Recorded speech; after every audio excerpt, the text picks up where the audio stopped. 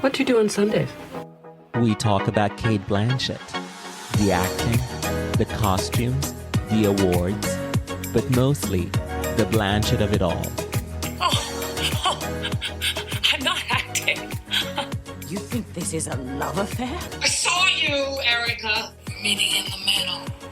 This is Sundays with Cate, and I'm your host, Murtada El Fadli. Welcome to Sundays with Cate, the podcast series about the films of Cate Blanchett. Every week we choose a Cate Blanchett film and discuss it with a guest.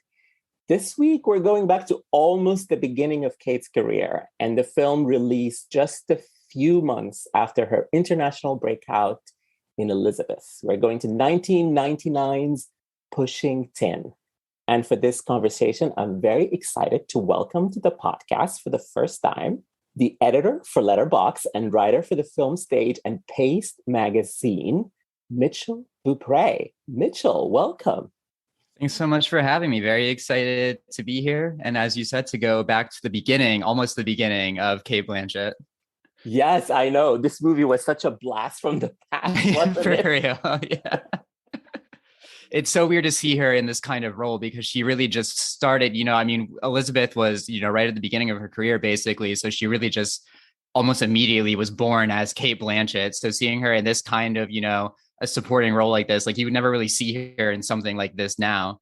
Yeah, you wouldn't. And especially it's like she still does supporting roles, but usually they're like a featured role, like what she did in Don't Look Up, which is like, yeah. But yes, this is sort of like, obviously, she got this role before Elizabeth like made her an international star. But it was the movie released after Elizabeth. So the fans who fell in love with Elizabeth went and saw this movie. I fell in love with Elizabeth at the time, but I wasn't living in America. I was in Sudan and we don't get all the movies. So I didn't actually see this one until years later. So anyway. Let me ask you, did you just see this for the first time or have you seen it before? I had seen it before, probably maybe at least a decade ago. So in like 2009 to like 2013, I worked at a video store and Pushing Tin was one of those movies that like we had a ton of these kind of movies, like late 90s, like early 2000s movies that we just had tons of copies of that, we sold for like $4 and couldn't get rid of them. So I just vividly remember seeing the cover of Pushing Tin, like always, because we just had so many copies of it. And I didn't watch it when I worked there, I guess I probably did watch it when I worked there. And like one day I just brought it home. You see these four actors in a movie and it's a movie that you've like never even heard of. Yeah. Like, what is that? How'd they get these four actors? And it's a movie that I never even heard of. So I checked it out. I didn't really remember it that well though. So I rewatched it the other night for this and it felt very much like a first time viewing because it had been so long since I had seen it. Yes, it is very strange. But let's start with these four actors. Actually, before we do that, let's just say what this movie is about. So Pushing Tin is directed by Mike Newell. It is about two air traffic controllers played by Joan Cusack and Billy Bob Thornton. One of them is sort of cocky and determined. This is IMDb. And the other is restrained and laid back. Don't quote me on this. This is IMDb. And basically the plot is that Joan Cusack is married to Cate and Billy Bob Thornton is married to Angelina Jolie. And then Angelina and John have a one-night stand that sort of affects everybody's life and basically affects the competition between these two air traffic controllers who are sort of like in this high stakes, high stress job. That's what the movie is really about. So the first big disappointment about this movie is that you see Cate Blanchett, third build, Angelina Jolie, fourth build, and there's a reason that the men come before them. It's not about them at all. They're just literally the wives. Yeah, it says a lot to where kind of all four of these actors were like in their careers at the time, that it's a movie where John Cusack and Billy Bob Thornton are the leads and Blanchett and Jolie are the supporting wives in it. Whereas now it would be totally the flip of that. Like Cate Blanchett and Angelina Jolie are these huge stars. John Cusack and Billy Bob Thornton kind of, faded away a little bit from where they were at this point.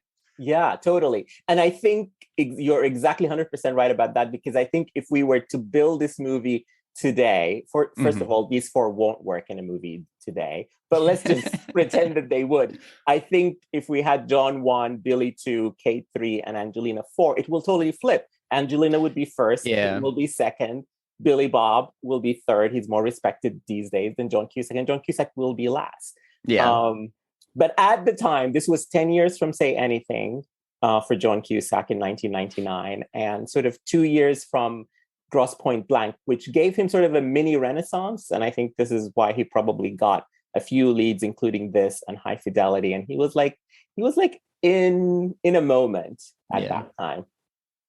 Yeah, it was a good time for John Cusack. I'm a big John Cusack fan. I was, especially like when I saw this movie for the first time, I had like a huge John Cusack crush, was going through it. And that this was kind of that hot period. Like you said, like he was bouncing back a little bit. Identity was not too long after this as well.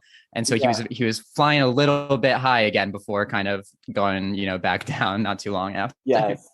It's funny with John Cusack, like he had amazing films, like Say Anything is a classic. I think Being John Malkovich is another one also. When people talk about that movie, they don't really talk about John Cusack, unfortunately, but he is in it and he's the lead in that. Yeah. But today I wouldn't know what to tell people about besides those two movies. You as a fan, Mitchell, what recently, if you've seen anything you liked recently for John Cusack, what would that be? Yeah, recently is the good question, because I feel like the last one that I'm a very big fan of Hot Tub Time Machine, which is like part of the appeal of that is it's very much a throwback to kind of his 80s comedies, like things like Better Off Dead. It's a movie that I really love, and Hot Tub Time Machine is kind of a throwback to that. And so I really loved that. But other than that, I mean, he was in Chirac, right? The Spike Lee movie. He kind of had a pretty prominent part in that. Yeah. But that certainly is not a movie that you think of as a John Cusack movie or anything. Yeah. But yeah, so it's really like kind of the 80s, 90s, maybe early 2000s ish, where it's like that's like his hot period. That's where like my John Cusack fandom comes from. But yeah, it's a little bit disappointing that he's kind of fallen off the radar. Yeah. And sort of 1999 was also sort of like they captured Angelina Jolie. She has the smallest of the four roles, and sort of they captured her right. She became supernova Angelina Jolie superstar, because this was maybe a year after Gia and less than a year before she won the Oscar for Girl Interrupted. So right at that moment.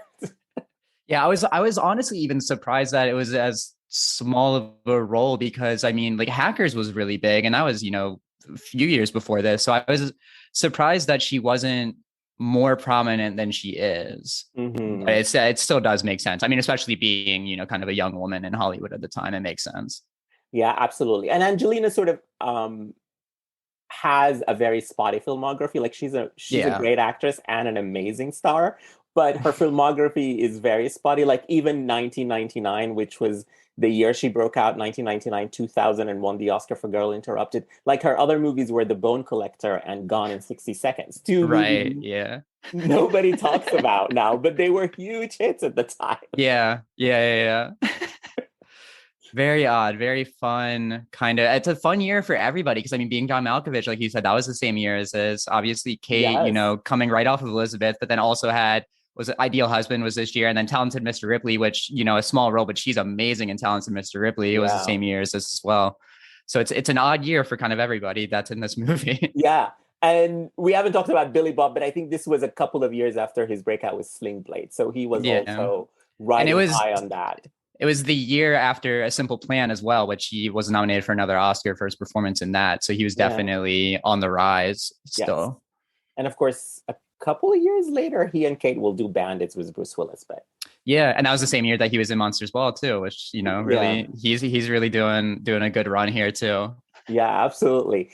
And maybe the reason they all came together to do this movie is Mike Newell, the director, who was also riding high at the time, because he directed Four Weddings and a Funeral and Donnie Brasco, which were two very successful, very different movies in that era. And this was the follow-up.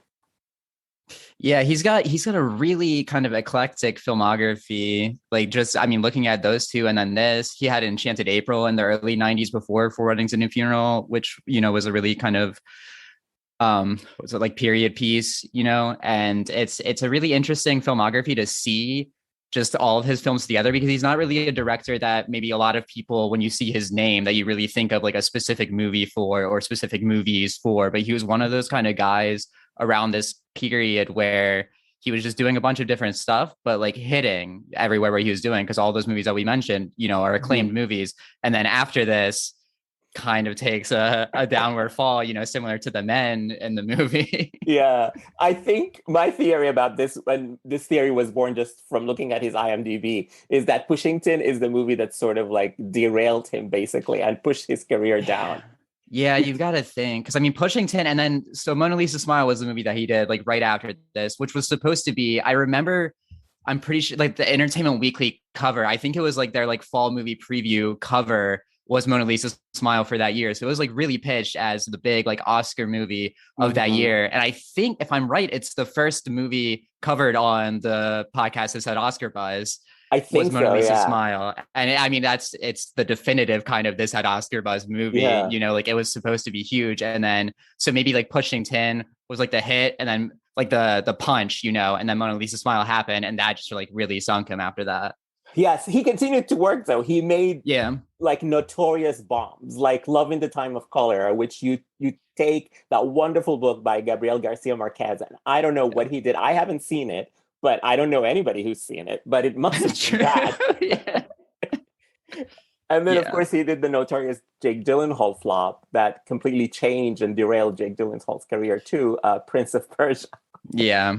And then the Great Expectations movie after that, which I am pretty sure I've seen, but do not remember a second of, that had Helena Bonham Carter and Ray Fiennes in it.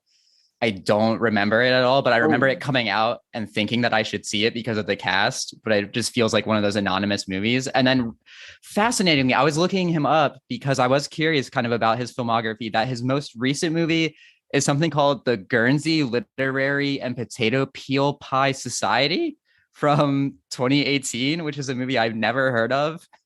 Oh, I remember that one. I didn't see it, but I remember it appearing on Netflix. I think it has Lily James. It is Lily James, yeah. It's so funny you mentioned that Great Expectations, because when you first said Great Expectations, I thought immediately of the Gwyneth Paltrow one that was directed by Alfonso Cuarón. And I was like, that's not him, right? But I don't remember at all that he did one with Ray Fiennes and Helena Bonham Carter. Yeah, wow. I don't know. I don't even know if it like came out in the US. I remember it coming out in like the UK, but I don't even know if it came out here, or maybe it did, but like didn't really get, much of a release. Yeah. So Mike Newell, not a great career starting with this film, but let's talk about this film, Pushington. So Mitchell, first, tell me what are your thoughts on the film? I think our listeners can deduce that we're not huge fans of it. Although maybe there's some things you liked about it. Yeah, I think there definitely are some things that I like about it. It's a really odd movie. It's way too long. It's like just over 2 hours, which is bizarre. I remember watching it this time. I was about an hour through and thought that we were like kind of nearing the end. Yeah. And I realized that I was only like halfway through. But I think it starts off kind of interesting, at least. We start off with getting this kind of inside look into the air traffic controllers, which is fascinating to see in a movie that came out 2 years before September 11th. The movie starts with shots of planes flying by the Twin Towers, which was really just unsettling to see. And obviously that, they don't have any control over that, but it was just really, really bizarre to see that. Yeah. But I think kind of the first hour of it, where it introduces, John Cusack's character is already working here, and Billy Bob Thornton's character comes in as like the new guy. And, as you mentioned earlier, it's kind of this like dick measuring contest that's going on between the two of them of who gets to be, the real hotshot there. And I found parts of that like interesting and kind of fun, and kind of the like look at kind of the like guy culture of the air traffic controllers was, I think, an interesting kind of exploration. And then the more that it goes into the John Cusack and Angelina Jolie have the one night stand, and then the rest of the movie becomes about that, it just felt like it went in this like direction that just kind of like plateaued for me, where it hit like the peak when they sleep together, and then it just didn't really like elevate from there. It just really stayed kind of even. Did you like, were there things that you liked about it? I think the setup is really interesting, like what you said about the sort of like the job and the stress of it, and like sort of like that. And I thought that the fact that after he sleeps with his wife, Billy Bob sort of tries to insinuate that he's attracted to Kate's character and he might seduce her. I was like, oh, this movie's going somewhere. Maybe there is like, I don't know, compromising strangers kind of vibe. It's going to, you know, go deeper into these two marriages. And that would have been interesting. Like, what does working in a stressful job do to your marriage? But it's completely not interested in that at all. And it's like, that's introduced and almost immediately sort of like dealt off with maybe off camera, because it comes and my favorite scene of Kate's is when she's in the car with John Cusack and he's trying to find out from her if she has slept with Billy Bob or if and he tells her that he said she's attractive, and there's a moment where she goes like, oh, he said I'm attractive. And it's like, and you know, there is a moment, you know, the camera sort of goes into her and it's a close-up and I'm like, oh, maybe she's considering Billy Bob now, but that's it. We never wrote on again. Yeah, it feels very much like they kind of forget about the women in the second half of the movie, which is really bizarre because you would think from like the setup and what the movie is about that would be where they started to focus on the women more, but not so much. Yeah. And then also I agree with you, like the ending took very long. Like I remember I was writing notes to talk to you as I was watching, and I wrote something about, oh, the ending, the denouement took too long or whatever. But then I had to change my note because it wasn't the denouement at all. It was like half an hour away from the actual ending. And I'm like, what is going on? I totally was ready for it to end. And I thought it ended. So it's one of those movies that has several endings, kind of.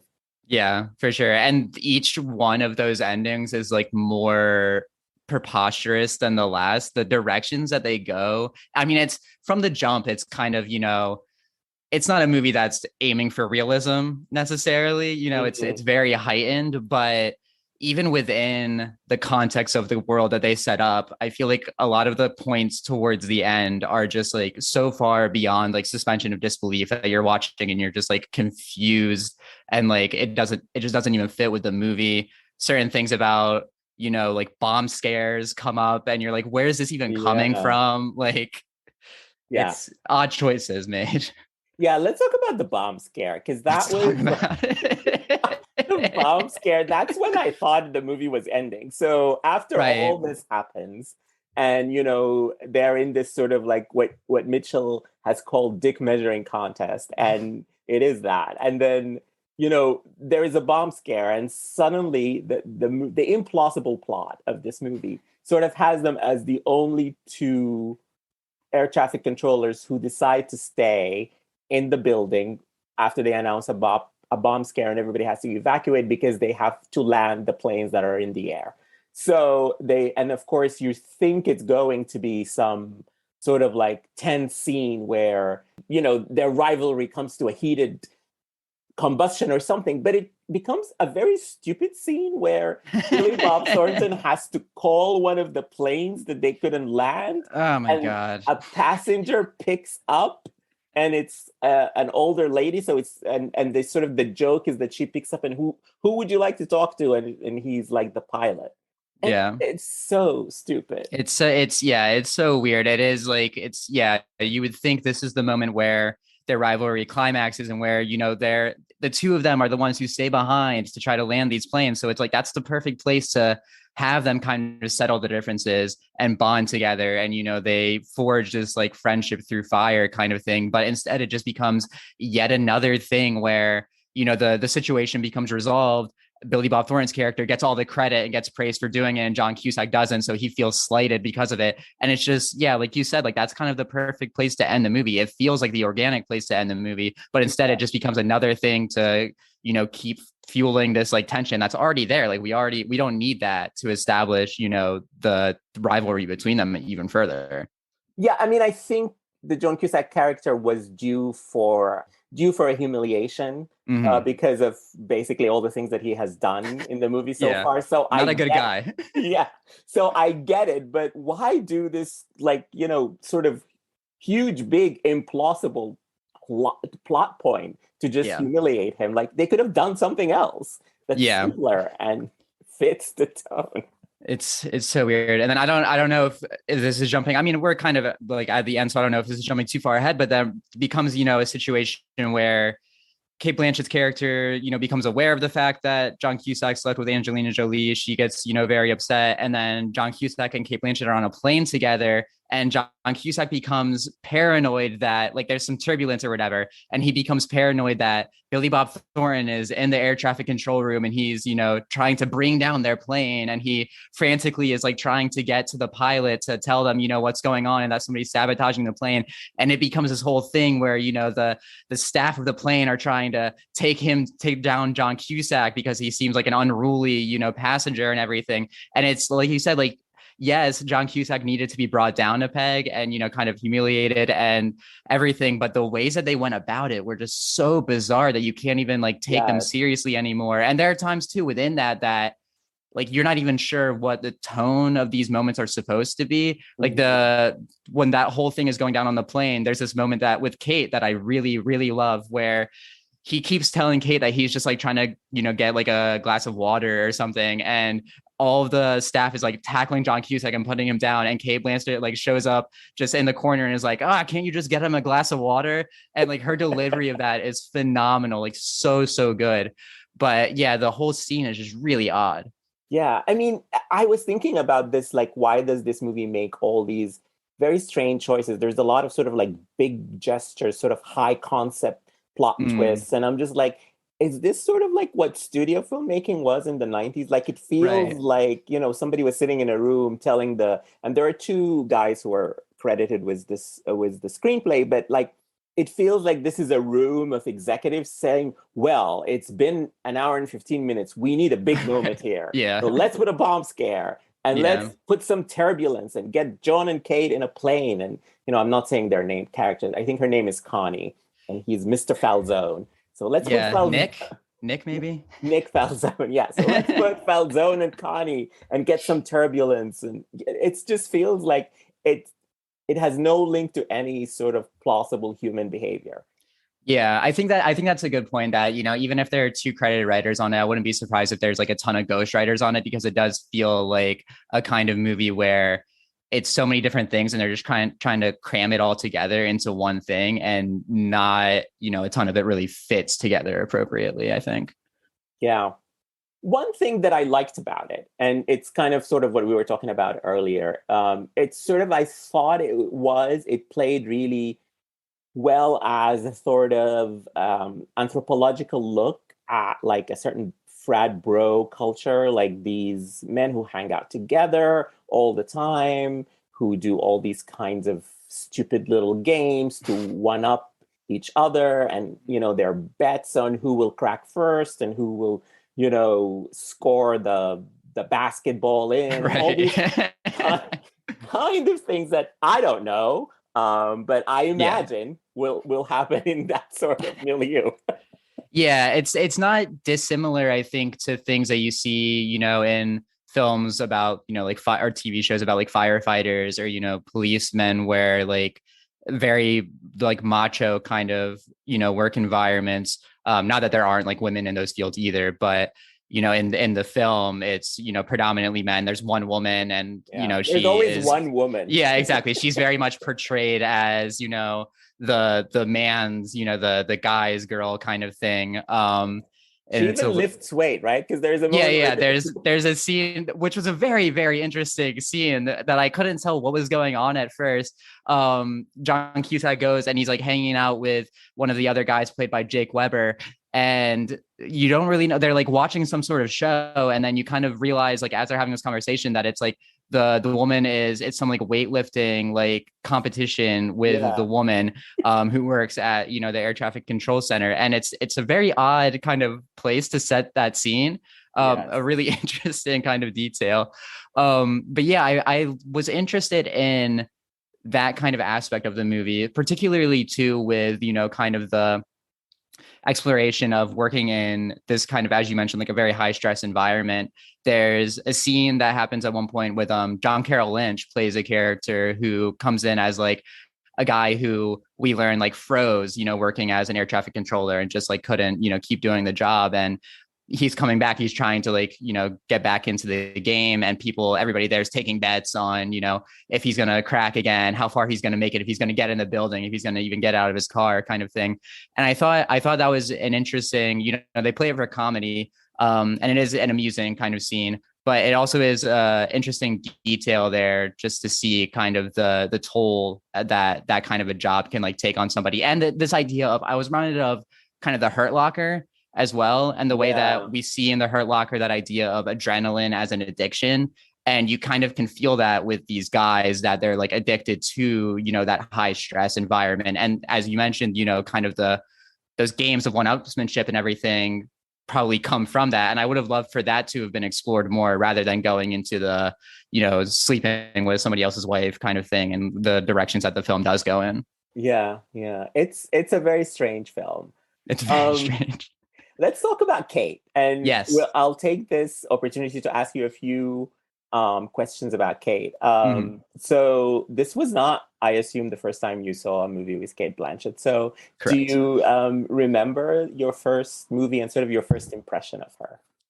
Yeah, I would assume, so I'm 31, so I would assume that my first kind of film with her was Lord of the Rings: The Fellowship of the Ring, because it came out when I was like 11. And I do remember very distinctly seeing her in that film. And, when I first saw that film, probably getting nightmares from her in that film, because she has that scene where, she gets sort of corrupted by the power of the ring and, has the booming voice, and she, turns like blue and everything. And I remember that scene really, really affecting me. And so that was kind of my first impression of just her in general. And I think becoming a fan of hers didn't really happen until maybe The Aviator, because that was kind of when I started getting into movies, when I was like 14-ish. And obviously she's amazing in that. And then by the time 2006 rolled around, when she has Babel, The Good German, and Notes on a Scandal, that's when that's when I was all in on Cate Blanchett and was like, okay, this is one of my favorite actresses. I want to see everything that she does. And I think that was probably around the time when I went back and finally started seeing, Elizabeth and kind of the earlier stuff too. Yeah. I was there at the beginning with Elizabeth. Yeah. So I'm a little older than you. So I was there at the beginning with Elizabeth. So what do you think of sort of like her screen persona? What do you like in this podcast, in this series? We sort of talked that she has a certain presence, she has a certain confidence. Like sort of what do you think of her screen persona, and what sort of you think makes her special when you watch Cate Blanchett in a film? Yeah, I think when I first kind of think of her, when she comes into my mind, obviously the first thought is kind of, she's one of the best who's doing it, and has been since the beginning, of her coming on. The fact that she didn't really have a slow kind of ascension like most actors, are supposed to. The fact that she just exploded and was immediately Cate Blanchett is a really unique kind of, track for an actor to take, and it's deserved. The fact that she was undeniable from the beginning makes a lot of sense. And I think that there's kind of like a regal quality that I associate with her. She feels very kind of above reality in a way. She's very much like a very capital A kind of actor to me. She comes in and she's really just dominating the scene whenever she's in it. Anytime she's in a scene, it's like a Cate Blanchett scene, even if she's in, a supporting role, like we talked about Don't Look Up. She's not a main character in that movie, but she's my favorite thing about that movie. I don't really like that movie, but I think that she's incredible in that movie, and she steals the entire movie when she's on it. And, you think of something like Hannah or Cinderella, she's in these supporting roles, but when Cate Blanchett's in a movie, it's like a Cate Blanchett movie to me. And I think that that's, a really distinct kind of quality for any actor to have. But at the same time, even though my mind first goes to kind of those big kind of performances of hers, I'm also really impressed when I think about her, when I let my thoughts go further with her, the fact that even if that's where my mind goes to first, she does have these like really naturalistic performances as well that she can dive into. And I think that's part of what makes her so special, is that even if she can go big, she also has, you know, this like naturalism to her that fuels that, I think. And that she can tap into with a movie like Little Fish is like a movie that I really love and think she's amazing in. And that's like such a totally different performance than you would initially think of with her, maybe. Yeah, and you know, that's one of the very few movies she made in Australia. Yeah. But I agree with your point that she's very versatile. And yes, she sort of does the heightened performances very well. Like, you know, when she's doing a Carol or where she's doing Katharine Hepburn, you can't do Katharine Hepburn without doing Katharine Hepburn. So she does that, but she also does other things, and that's what makes her interesting to talk about.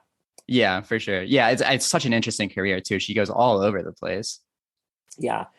But here she is Connie. And as we talked about, I always talk about the Cate Blanchett look because, you know, she loves a wig and she loves an accent. And she sort of has both in this. So she has a blonde perm with a fringe in this look. It's a very striking look from the second, and especially with the accent too. Like from the second that she's on the screen, you're like, okay, we're in Cate Blanchett's territory right now, and you know, it's a nice place to be. Yeah, it's very Jersey, but I guess it's sort of like it's so different because Carol Eard is a Jersey person too, but not like Connie Falzone. Yeah. In sort of her accent work. Like I think one of the things that surprised me about this, and I think it's a positive in this movie, is that nobody was sort of overplaying the Jersey accent too much. Like all of them were more naturalistic, very subdued and coherent. And they were all together doing sort of like, you know, Billy Bob is supposed to be from Arkansas or from Arizona, somewhere like that, right? I think Oklahoma, but also like partly like he's apparently half Native American, which is a choice that they made in the movie that they reference often. Yes, that's like it was kind of, you know, borderline offensive. We don't need to get into it. It's not great. But I brought him up because he has like a Southern accent, which is the Billy Bob accent. So he's not doing Jersey, but like, you know, Cusack and Cate are doing the same accent, which is a sort of not a big accent at all, which I was surprised by that because, you know, and this movie is sort of like, it's not heightened in any way. It's a more realistic movie, despite all the high jinks. Like I think it's set in a realistic milieu, so the accent sort of fits that. Nobody's trying to like do a big accent here. Yeah, it could have gone a lot bigger, and I think that the choices to not go that big were really smart. And I think that it's also, you know, it's the kind of role where if you had a lesser performer in the part, it wouldn't have been as interesting. Kate's role. Because I think that on paper, there's probably not a ton there, but she makes it feel really alive and really fun. She has like a ton of fun in this movie. And it might be because I was watching it under, you know, the pretense of us doing this podcast. So I was like really focusing on, you know, her. But I think she's probably the best thing about this movie because anytime that she's on the screen, like she really pops. There's a whole running thread through the film with her doing this art class. And anytime that her art class gets mentioned is like, it's so funny. There's a scene when John Cusack sleeps with Angelina Jolie's character, he comes home and Cate Blanchett is, you know, home and she shows him this work that she did in the art class. And it's this work, I'm not sure exactly what the like material of it was, but she had to draw John F. Kennedy. Yeah, a portrait of John F. Kennedy. And it's just like such like an odd little moment, but it's also so sincere. Like he tells her that it looks, you know, like John F. Kennedy. And her reaction is like, you can tell who it looks like. You can tell that it's supposed to be JFK. And obviously it looks exactly like him, but she's like, you can tell that it's supposed to be him. And he's like, yeah, of course. And like, she just seems so sincere. And it's like such a sweet little moment. And it's heartbreaking because we know that, you know, her husband just cheated on her, which is devastating. And she's having this, you know, moment of really feeling loved by him and, you know, seen by him and like in like this passion that she has. And it's a sweet moment that has a lot of layers to it. And I don't know if another actor could really sell that the way that she does. Yeah, I agree with you. I think she sells it really well. I just wish there was a little bit more of me to this role. And Yes. what I also liked about this performance is that this is a different Cate Blanchett. Like, I think one of the things that she always plays is that she's exceptional, or her characters are exceptional. They're very Mm, confident. And, Connie is not confident at all. She is the opposite of that. Like, she's not comfortable in her sexuality, doesn't think maybe she's attractive enough, especially when compared to Angelina Jolie, yeah. who and is not confident in her marriage, is not confident in her intellect, like or in her talent, like everything. She's always questioning. She is in most of her scenes. She's looking for validation from her husband, Yeah. and it's sort of, to me, that's sort of the antithesis of what usually is the Blanchett screen persona. Yeah, I couldn't agree. That's a really good point, and I couldn't agree more. I think that's what helps this feel like such a unique performance within kind of her oeuvre, is that it's not a very dominating kind of character. It is somebody who's more reserved, and that insecurity is really there. And she, yeah, like you said, she's always trying to find things to like make herself more interesting. She's, constantly talking about like wanting to learn French, and that becomes like a thread that comes through too. So like that plus like the art class, she's always looking for these things to like be more than what she perceives as just the stay-at-home wife kind of thing. And I think that you can feel that in the character for sure. And I think the movie is interesting. You sort of, I think, alluded to this earlier, but I find it unforgivable that you would cast Cate Blanchett and Angelina Jolie and not have them interact at all, or Yeah. give them one meaty scene. I mean, they should have had, I don't know, not necessarily a confrontation, because that's not what I want to see them do, but like they are at odds in this movie, but whatever it happens between them, if anything, doesn't nobody cares about for in this film at all. But they do have a very interesting scene together, which is very brief interaction. So this is at a party where everybody who works, the families of everybody who works as a air traffic control in that part of Jersey, they come together for this party at somebody's house, and sort of all the wives come together, including Cate and Angelina, and they talk about sort of like the husbands, basically. I don't think this movie will pass the Bechdel test, because even in that scene, all they're talking They're all about, talking about us. they're talking Yeah. about the husbands. But what was interesting to me is that it's sort of another note of how stressful this job is, because I think the conversation there is about how divorce is part of this job, Hmm. because everybody says, "Oh, I'm the second, I'm the third, I'm the fifth, whatever." So it's never like nobody is married just to one person. Hmm. Divorces happen, and they're sort of normal, and it becomes sort of a joke. In fact, that's what they're laughing at Kate's character, because she's a first, which means that she's defending her husband because of that. Yeah. Yeah, that's an interesting scene. And like I wish, like you said, like I feel like there is more that really could have been there with, not just the wives, but also with Blanchett and Jolie's character specifically. There's this later scene after kind of the affair happens where John Cusack and Cate Blanchett's characters go out to their like favorite restaurant, and it's the restaurant that John Cusack's character took Angelina Jolie to before they slept together. And they get there, and of course Billy Bob Thornton and Angelina Jolie are both there as well, and it's this awkward scene, and we kind of all see it through John Cusack's character's perspective. But Mhm. Cate Blanchett really wants to find this like community with the other couple, and there's like a lot of like fun that has had between like the three of them bonding, and Cusack kind of being left on his own and not really having a Mhm. good time. But it just made me think about like what a more compelling movie this would have been if we had been able to see Blanchett and Jolie's characters bond more and them have more of this relationship together before Yeah. everything kind of went to shit. I'm glad you brought that scene, because I thought the editing in that scene was very odd. Even Yeah. though it's a four-person scene, the editing makes it seem as if it's only John and Billy Bob. Like, Yeah. Kate and Angelina are there, but they're never part of the frame. It's very odd editing Yeah. in that scene, and it sort of proves the point that you were talking about. So let's talk about the ending of this film, because Oy. Pushington has a very sort of like big gesture ending. So John Cusack is very famous for Say Anything, which Right. actually has one of the most classic big gesture romances ever. Like, when he holds the boombox, everybody knows Yeah. it. He holds the boombox up high for Ione Sky and all of that. And it's like a thing that has been referenced a lot since that movie came out in 1989. And I think somewhere Pushington was trying to recreate this, maybe. It's the only reason I can think of to sort of include this in this movie.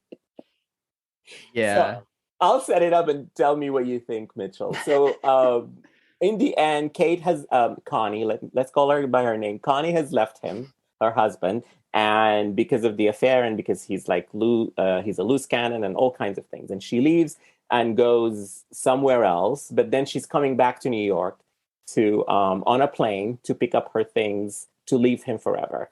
And of course, she's in the plane. She's called to the cockpit. The pilot wants to talk to her.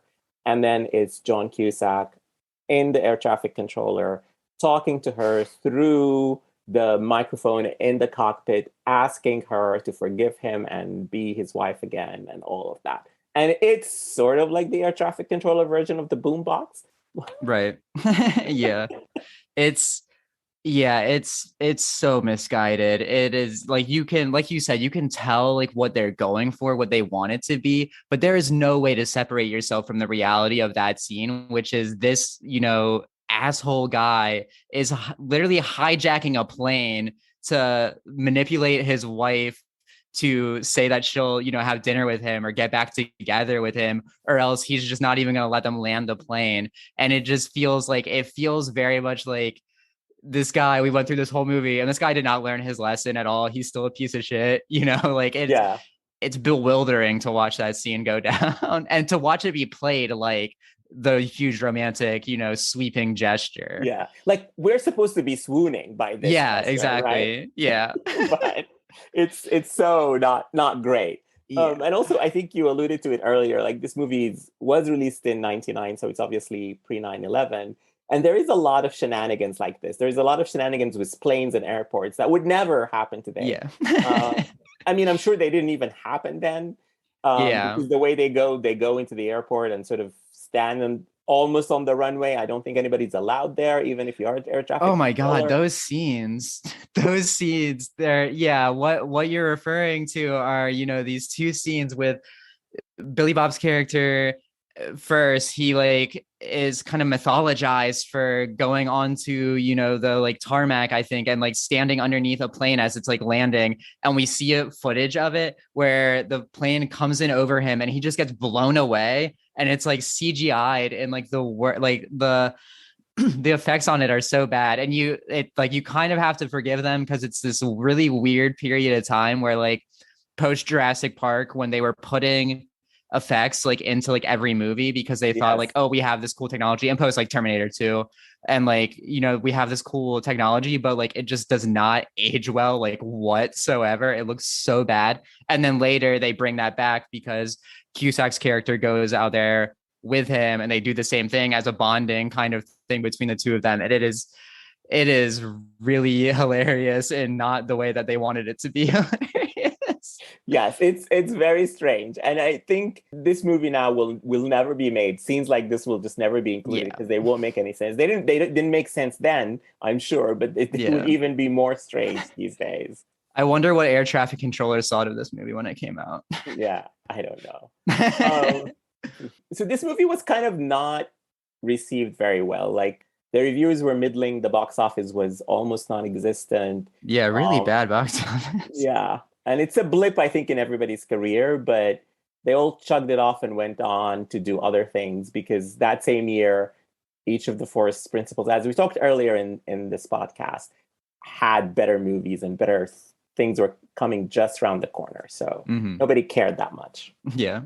Except for Mike Newell, who did not recover. Yeah, exactly. It's weirdly like one of those like very anonymous movies, I mean, working at a video store, seeing the cover, 20 times a day and thinking, I have no idea what this movie is, but I know and love all the actors in it. Like, how does this movie, 20 years on or 10 years on, I guess at that point, have like no cultural footprint whatsoever? None at all. I think the one thing that maybe this movie might be remembered for, but I don't think anybody mentions it when they talk about Billy Bob Thornton and Angelina Jolie, but they actually met making this movie. Although, according to my research, and that's just me reading the Wikipedia page of Billy Bob and Angelina's personal relationships, is that they met on this movie, but actually didn't get together until a year later because they were both in relationships with other people at the time. But this is the movie that sort of gave us that relationship that in the early aughts was a very famous and notorious relationship. There is the biggest moment of that relationship, of course, is the MTV Awards in 2000, which I think they both went to because Angelina was nominated for Gone in 60 Seconds. This is a year after this movie came out, something like that. The summer of 2000, and the MTV person interviewing them in the red carpet asks them about their relationship, and Billy Bob, of course, famously says, "We just fucked in the car." And then everybody sort of around the world remembers that moment, even if you did not live through that. I'm sure lots of people know that. Yeah. But why I bring it up is that there is a moment in this film that sort of mirrors that moment. And in that party that we mentioned earlier, where the wives get together and the husbands play games and whatever, Billy Bob sort of wins one of the one-upmanship things. And then Angelina, of course, there's nothing to the character except she's very hot. That's it. Yeah. That's the whole characterization, which is, of course, then you cast Angelina. She is very hot. Probably the hottest woman on earth.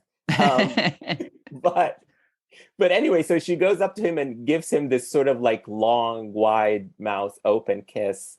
And it's sort of, and then everybody around in the party, with all the extras, all the cast of the movie, they're with open mouths, they're just looking at them like, what the fuck is going on? And I think that sort of mirrors what the reaction of the world to that "we fucked in the car" moment.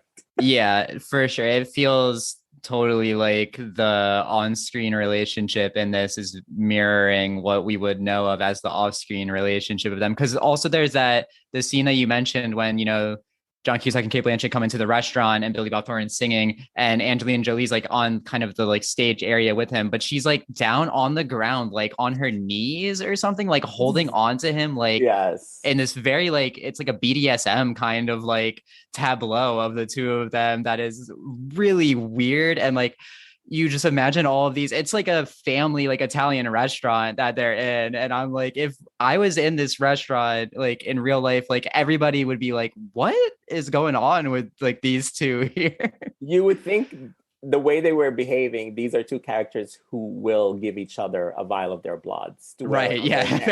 Yeah, exactly. So no surprise there. I don't know if this is art imitating life or life imitating art, but maybe they got the blueprint for their relationship from this very strange film.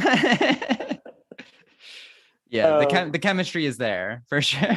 Yes, absolutely. Mitchell, I wanted to play a very short game with you. It's going to be fun. Let's do it. So we have talked a lot on this podcast, and if people have listened to other episodes of the podcast, we talked about Kate's chemistry with her female co-stars like Judi Dench, Sandra Bullock, and of course Rooney Mara. She doesn't really have chemistry with Angelina Jolie, but that's just because they're not in that many scenes together. So I thought we could flip that this time, because she also acted with a lot of guys, too, in this film. So I will name the co-star, and Mitchell, try and guess the film. It's going to be very easy, but not too easy, because the guys I chose, these are not the most well-known. I'm not going to say Brad Pitt or Leo DiCaprio. These are sort of like other people that might not be top of mind. Are you ready? Right. Yeah, let's give it a shot. Okay. So the first person is Colin Farrell. Well, he was Veronica Guerin, right? Yes. He has a cameo in Veronica Guerin. Yeah. What about Eric Cantona, the French football player? French football player. Yeah, I probably am not gonna know that one. So Eric Cantona, it's very funny to me because he has a very small role as the as one of the people in the French court in Elizabeth. Ah, yeah, okay, yeah. There's no way I was gonna get that. But he was very famous around this time, around the time that Pushington came out, which is why I brought him up. So Matt Damon is as famous as Leo or Brad Pitt. And we talked about The Talented Mr. Ripley, which he was in with Kate, same year as Pushington. But they made another movie later in their career. Do you know the film? They were both in The Monuments Men. They were The Monuments Men, which we haven't done on this podcast yet. A movie that everybody knows and loves. Yes. A movie that I saw in theaters. I did too, unfortunately. Yeah, not great. She's good in it though. She's probably the best thing in it. Yeah, another wig and an accent. She's French in that one. Yeah. Yeah. What about Christian Bale? Yeah, what? Jesus, what were they in together? It's a very famous auteur. Oh, I'm Not There. They were in I'm Not There, but the movie that I'm thinking about, I'm Not There is correct. That's one of the two. But the movie I'm thinking about, they played a couple. Because in I'm Not There, they play the same character, but they don't really share any scenes. What were they a couple? And I'm gonna be like mad if I don't. Think about this is a very famous director, American. He's probably in his 70s, maybe older. He did a lot of movies and takes long breaks. He's famous for spending years in the so which one were they in? Was it Song to Song? They were in To the Wonder, right? No, Night of Cups. There Night we go. of Cups, you got it. Yeah. You got it. Got there eventually. I forgot she was in that. Yes. And then what about Robert Redford? Oh, they were both in Truth together. Yes. So Truth was one of our earlier films that we did on the podcast. Yes. Yeah. Another true life story. Although, this is not a true life story. I don't know why I said that. Okay. This next guy is, he's been with Kate in two movies. One early in her career and one very recently. It's Billy Crudup. And I will take either answer as correct. Okay, so I'm gonna try to think of the early one because I know the more recent one is Where'd You Go, Bernadette? Yes. I won't be able. Is he in Charlotte Gray? That's it. You got there it. There we go. He's in Charlotte Gray. I know my Billy. Yes, and this last one is an easy one. Just because I couldn't make it all about guys. So what about Melanie Lynskey? Oh, well, they're both in Don't Look Up. Yes, they're both in Don't Look Up. I was trying to think if they were in something else together. They were. Melanie Lynskey's in. They were? Yeah, they were in Mrs. America. Oh, right. Okay, yeah. But, this is about movies, so Don't Look Up is the correct answer. You got them all except for Eric Cantona. Son of a bitch. But yeah, Melanie Lynskey is somebody like, I think she did this very nice thread on Twitter about, all the actors in Don't Look Up. And one of her things was like, one of the tweets was about Kate and how she loved working with her because they have that one scene in Don't Look Up. And this was the second time they worked together, but they didn't really have much time on Mrs. America because Kate was so busy and always working when they were on that set. But this time they got to hang out more. Very cool. Melanie Lynskey is a queen. Everybody watch Yellow Jackets. She is killing it right now. We're all very happy to see it. Yes. So let me ask you some questions that I usually end the podcast with. We've talked a lot about Kate's movies, almost all of them on this podcast. But do you think there is a movie maybe that you like more than other people, that other people don't talk about enough? Yeah, I think there's probably a few. I think kind of the biggest one that would come to my mind immediately is Heaven, the Tom Tykwer movie with her and Giovanni Ribisi. That's a movie that I really, really love. And it's never talked about. I think people who have seen it generally like it, but yeah, it's one of those ones that is just never talked about. I really love that movie. So I definitely would like for more people to see it. I'm also I like Veronica Guerin a lot. Veronica Guerin's one of my favorite performances of hers. And it's kind of one that's under the radar. I know that there is a contingent of people who do stand for Bandits. So maybe that's not as underrated anymore, but I love Bandits. I love her in it.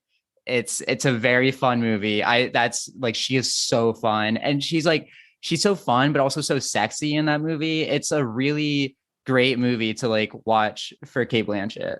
Yeah, yeah, absolutely. I'm happy you mentioned Heaven because I also saw that, maybe Heaven is underrated or people don't talk about it, but it's actually, we did an episode about it, and it's one of the most popular episodes that I released was the spot. That makes me very happy to hear. So at least listeners who listen to this podcast love the movie, or maybe, the real ones who love Cate Blanchett love Heaven. Yeah, you're the real Cate Blanchett fans love Heaven. I wonder how many people stop around the street and say I'm a huge Heaven fan. Yeah, I know. And then, so who is your favorite Cate Blanchett scene partner? That one's a really easy one for me and kind of an obvious one. You mentioned her when we were just doing the game, but my favorite Cate Blanchett performance is Notes on a Scandal. My favorite Judi Dench performance is Notes on a Scandal. And, a big part of why I love that movie and I love the two of them together is because of, the dynamic between the two of them and just how much they work well together. And I mean, individually too, of course, but they are so good together in that movie. And that's the movie that really, I like vividly remember seeing that movie in theaters with my mom, like when it came out, and just like both of us being totally blown away by what they were both doing in that movie and that movie overall. That's a movie. I love that movie so much. And the two of them together.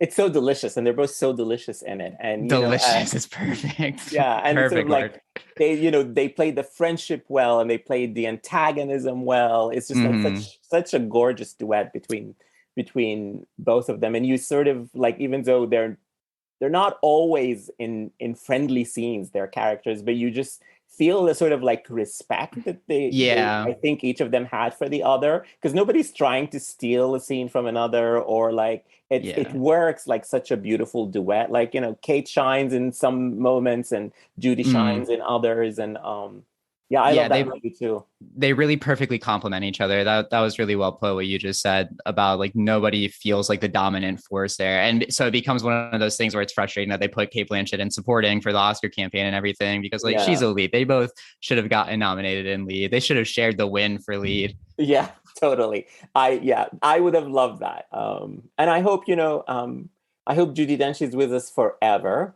Of course. And hopefully she and Kate can do another project together soon.